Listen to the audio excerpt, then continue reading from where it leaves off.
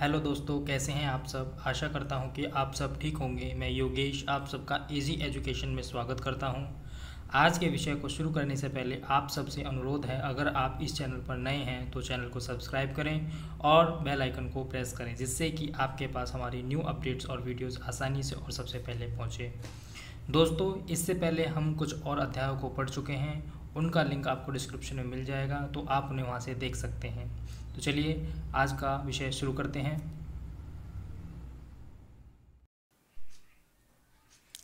हमारा आज का जो विषय है वो है चैप्टर 6, हमारे चारों ओर के परिवर्तन।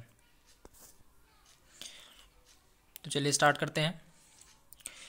कल्पना कीजिए कि यदि आपको अपने चारों ओर किसी भी वस्तु में परिवर्तन करने की कोई जादुई शक्ति अचानक मिल जाए, क्या यह एक बड़े मज़े की बात नहीं होगी। वे कौन सी वस्तुएं हैं जिन्हें आप बदलना चाहेंगे। वास्तव में हमारे पास कोई जादुई शक्ति नहीं है, फिर भी हम अपने चारों ओर की कुछ वस्तुओं को बदल सकते हैं, शायद बहुत सी वस्तुएं। क्या आप कुछ ऐसी वस्तुओं की सूची बना सकते हैं जिन्हें आप बिना किसी जादू का प्रयोग किए बदल सकते हैं। हमारे चारों ओर बहुत से परिवर्तन अपने आप होते रहते हैं। खेतों में फसलें समयानुसार बदलती रहती हैं, पत्तियां रंग बदलती हैं और सूखकर पेड़ों से गिर जाती हैं। फूल खिलते हैं और फिर मुरझा जाते हैं।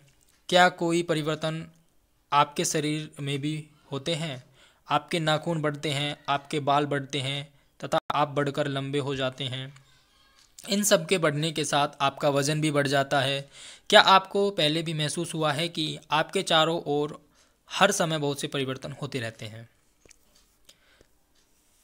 क्या कुछ परिवर्तनों को साथ साथ समूह में रख सकते हैं। हम विभिन्न प्रकार के परिवर्तनों को समूहों में कैसे रख सकते हैं। इनमें यदि कोई समानता मिलेगी तो वह हमारे लिए सहायक होगी। तो पहला जो टॉपिक है वो है, क्या सभी परिवर्तन सदैव उत्क्रमित किए जा सकते हैं। क्रियाकलाप 1। एक गुब्बारा लीजिए और उसे फुलाइए। सावधानी बरते कि वह फट ना जाए। गुब्बारे का आकार एवं आमाप बदल गया है, अब उसकी हवा निकल जाने दें। क्रियाकलाप 2। एक कागज़ का टुकड़ा लें और उसे चित्र 6.2 के अनुसार मोड़ें। इससे आपके कागज़ का टुकड़ा खिलौना हवाई जहाज़ में परिवर्तित हो गया है। आपको इस हवाई जहाज़ को कुछ समय तक उड़ाने में बहुत मज़ा आएगा। यदि आप थक जाएं तो कागज़ को पुनः सीधा कीजिए। देखिए क्रियाकलाप 3। गूंदे हुए आटे की एक लोई बनाइए। इससे रोटी बेलने की कोशिश कीजिए। शायद आप इसके आकार से खुश न हो और इस रोटी को दोबारा लोई में परिवर्तित करना चाहेंगे। अब आपके क्रियाकलाप 1, 2 और 3 में जो 3 परिवर्तन देखे हैं उनके बारे में सोचिए। उनमें एक जैसा क्या है। क्या यह संभव है कि गुब्बारा अपने पूर्व आकार और आमाप में वापस आ जाए। क्या कागज़ का आमाप पहले और हवाई जहाज़ बनने के बाद समान है। क्या गूंदे हुए आटे से पुनः लोई बनाना संभव है। आपने क्या निष्कर्ष निकाला। क्या इन तीनों क्रियाकलापों में यह संभव है कि जिस पदार्थ से यह क्रियाकलाप प्रारंभ किया गया है उस पदार्थ को वापस पाया जा सकता है। यदि हाँ, तो इसका मतलब है कि जो परिवर्तन इन क्रियाकलापों में हो रहे हैं उन्हें पुनः पूर्व स्थिति में लाया जा सकता है। आइए इन्हीं क्रियाकलापों को कुछ अलग ढंग से करते हैं। क्रियाकलाप 4। उसी गुब्बारे को लीजिए जिसका क्रियाकलाप 1 में उपयोग किया गया है, उसको उसके पूरे आमाप में फुलाइए तथा उसके मुख को पतले धागे से कसकर बांधिए। गुब्बारे में अपनी नुकीली पेंसिल से छेद कीजिए। ओह, गुब्बारा फट गया। क्रियाकलाप 5। अब वही कागज़ का टुकड़ा लीजिए जिसे क्रियाकलाप 2 में आपने प्रयोग किया है। उसके ऊपर एक हवाई जहाज़ का रेखा चित्र बनाइए और उसे बाहरी रेखा के साथ साथ काटिए। चित्र 6.4 के अनुसार देखिए। क्रियाकलाप 6। गूंदे हुए आटे की लोई से रोटी बेलकर उसे तवे पर सेकिए। यदि आपसे वही 3 प्रश्न पूछे जाएं जिनके उत्तर आपने क्रियाकलाप 3 करने के बाद दिए हैं, तो इस बार उनके उत्तर क्या होंगे? क्या हम देखते हैं कि जो परिवर्तन क्रियाकलाप 4, 5 और वह 6 में हुए हैं उनको वापस नहीं किया जा सकता है। आप पेंसिल और रबड़ का प्रयोग करते हैं, इनके बार बार प्रयोग करने से इनके आकार व आमाप में परिवर्तन हो जाता है। क्या इस परिवर्तन को उलट सकते हैं? आपने कुम्हार को अपने चाक पर काम करते जरूर देखा होगा। वह मिट्टी के ढेर को बर्तनों में बदल देता है। क्या यह परिवर्तन उत्क्रमित किया जा सकता है? अब मिट्टी के बर्तन को भट्टी में सेकता है। क्या अब इस परिवर्तन को उत्क्रमित किया जा सकता है? सारणी 6.1 में कुछ सामान्य परिवर्तन दिए गए हैं। आपके विचार में इनमें से किन परिवर्तनों को उत्क्रमित किया जा सकता है? हमने देखा कि परिवर्तनों के वर्गीकरण का एक तरीका है यह देखा जाए क्या उन्हें उत्क्रमित किया जा सकता है। तो देखिए 6.1 में कुछ सामान्य परिवर्तन है। कच्चे अंडे से उबला हुआ अंडा उत्क्रमित किया जा सकता है? हाँ, नहीं।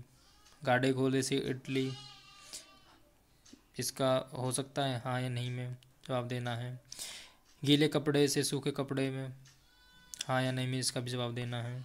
ऊन के धागों से बुना हुआ स्वेटर, अनाज से बनाया गया आटा, ठंडे दूध से गरम दूध, सीधी डोरी से कुंडलित डोरी, कली में से फूल, दूध से पनीर, गाय के गोबर से बायोगैस, खींचे रबड़ बैंड से सामान्य साइज का रबड़ बैंड, जमी हुई आइसक्रीम से पिघली हुई आइसक्रीम। तो ये कुछ बातें दे रखी हैं जिनको आप उत्क्रमित कर सकते हैं या नहीं कर सकते, उसके बारे में आप बता सकते हैं। ठीक है, अब हम देखते हैं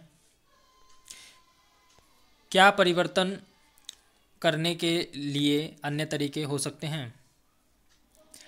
हम सभी ने मिट्टी को खोदने वाले औजार देखे होंगे। चित्र 6.6। क्या आपने इन औजारों में देखा है कि लोहे के फलक को कैसे एक लकड़ी के हत्थे पर जड़ दिया जाता है? इन औजारों में लोहे के फलक में एक वलय होता है जिसमें लकड़ी के हत्थे को फंसा दिया जाता है। साधारणतः इस वलय का आमाप लकड़ी के हत्थे के घेरे से थोड़ा छोटा होता है। कत्थे को वलय में फंसाने के लिए वलय को गर्म करते हैं जिससे उसका आकार बड़ा हो जाता है, वह फैल जाता है। अब हत्था आसानी से इसमें जड़ दिया जाता है। जब वलय ठंडा होता है तो सिकुड़ जाता है जिससे यह हत्थे पर कस जाता है। इसी प्रकार के परिवर्तन का उपयोग बैलगाड़ी के लकड़ी के पहिए पर लोहे के रिम को कसने के लिए भी किया जाता है, जैसा कि चित्र 6.7 में दर्शाया गया है। धातु के रिम को लकड़ी के पहिए के घेरे से थोड़ा सा छोटा बनाते हैं। गर्म करने पर रिम पहिए पर चढ़ जाता है। अब पहिए के किनारे के ऊपर ठंडा पानी डालते हैं जिससे रिम ठंडा हो जाता है तथा पहिए के ऊपर कस जाता है। जब हम जल को बर्तन में गर्म करते हैं तो कुछ समय के बाद यह उबलना शुरू हो जाता है। अगर हम इसे लगातार गर्म करते रहे तो जल की मात्रा बर्तन में घटनी शुरू हो जाती है। जल वाष्प में परिवर्तित तो हो रहा है। अध्याय 5 के क्रियाकलाप 7 में आपने देखा कि जल वाष्प ठंडा करने पर द्रव जल में परिवर्तित हो जाता है। हम सभी ने बर्फ़ को पिघलते हुए देखा है। गर्म करने पर बर्फ़ पिघलती है। यह किस में बदल जाती है? क्या इस जल को वापस बर्फ़ में बदल सकते हैं? आइए कुछ और परिवर्तनों को देखें।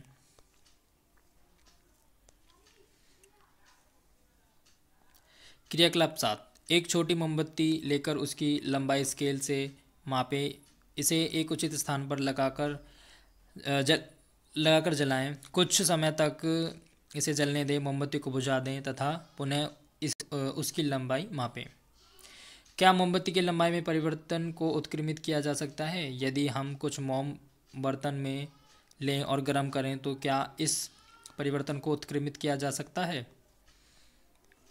क्रियाकलाप 7 को धूप बत्ती से दोहराइए। जब तक यह पूरी तरह से जले प्रतीक्षा करें। धूप बत्ती में क्या परिवर्तन दिखाई दिया? धूप बत्ती जलने पर कुछ नए पदार्थ बनाती है। ये कुछ राख तथा गैस के रूप में है। हम इन गैसों को देख तो नहीं सकते परंतु उनकी मनोभावन सुगंध के कारण उन्हें महसूस कर सकते हैं। क्या इस परिवर्तन को उत्क्रमित किया जा सकता है? इसी प्रकार माचिस की तिल्ली में क्या परिवर्तन हुए जिसे मोमबत्ती को जलाने में उपयोग किया गया था? अभी हम अपने परिवर्तनों को नियत वस्तु या इनके पदार्थ पर देखा है। अब दो पदार्थ एक मिश्रण के रूप में हों तब होने वाले परिवर्तन किस प्रकार के होंगे? अध्याय 4 में हमने नमक को जल में घोला था। क्या आपके अनुसार उस समय जल या नमक में कोई परिवर्तन हुआ था? क्या इस परिवर्तन को उत्क्रमित करना संभव है? अध्याय 5 के क्रियाकलाप में हमने नमक के विलयन को गर्म करके नमक प्राप्त किया था। इस प्रकार क्या हम यह कह सकते हैं कि नमक को पानी में घोलने से हुए परिवर्तन को उत्क्रमित किया जा सकता है? पहेली ने पूछा कि क्या आपने दही को जमते हुए देखा है? गुनगुने गर्म दूध में दही की थोड़ी सी मात्रा मिलाई जाती है। दूध को हिलाकर कुछ घंटों के लिए एक गर्म स्थान पर आराम से रख देते हैं।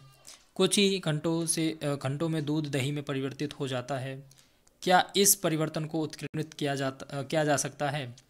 हमने देखा कि पदार्थों को गर्म करके व किसी अन्य पदार्थ के साथ मिश्रित करके उनमें कुछ परिवर्तन लाए जा सकते हैं। हमने यह भी देखा कि कुछ परिवर्तन उत्क्रमित किए जा सकते हैं जबकि कुछ अन्य को उत्क्रमित नहीं किया जा सकता।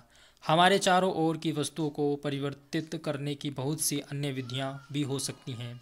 यह संभव है कि इनमें से कुछ को उत्क्रमित किया जा सके। इस प्रकार हमारे चारों ओर के परिवर्तनों को दो वर्गों में हमने देखा कि पदार्थों को गर्म करके या किसी अन्य पदार्थ के साथ मिश्रित करके उनमें कुछ परिवर्तन लाए जा सकते हैं। हमने यह भी देखा कि कुछ परिवर्तन उत्क्रमित किए जा सकते हैं जबकि कुछ अन्य को उत्क्रमित नहीं किया जा सकता। हमारे चारों ओर की वस्तुओं को परिवर्तित करने की बहुत सी अन्य विधियां भी हो सकती हैं। यह संभव है कि इनमें से कुछ को उत्क्रमित किया जा सके। इस प्रकार हमारे चारों ओर के परिवर्तनों को दो वर्गों में वर्गीकृत किया जा सकता है: परिवर्तन जिन्हें उत्क्रमित किया जा सके अथवा परिवर्तन जिन्हें उत्क्रमित न किया जा सके। अपनी उच्च कक्षाओं में इन परिवर्तनों को करने की विधियों के बारे में तथा इनको वर्गीकृत करने के बारे में आप विस्तार से अध्ययन करेंगे। तो इसमें हमने क्या क्या चीज़ें सीखी हैं इस अध्याय में? परिवर्तन के बारे में, संकुचन के बारे में पढ़ा हमने, वाष्पन के बारे में देखा, प्रसार और गलन।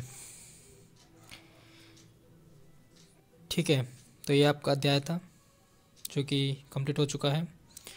तो हम मिलते हैं आपको अगले अध्याय में। ठीक है, अगर आपको ये वीडियो पसंद आई हो तो आप प्लीज़ इसे लाइक और शेयर करें और हमारे चैनल को सब्सक्राइब करें।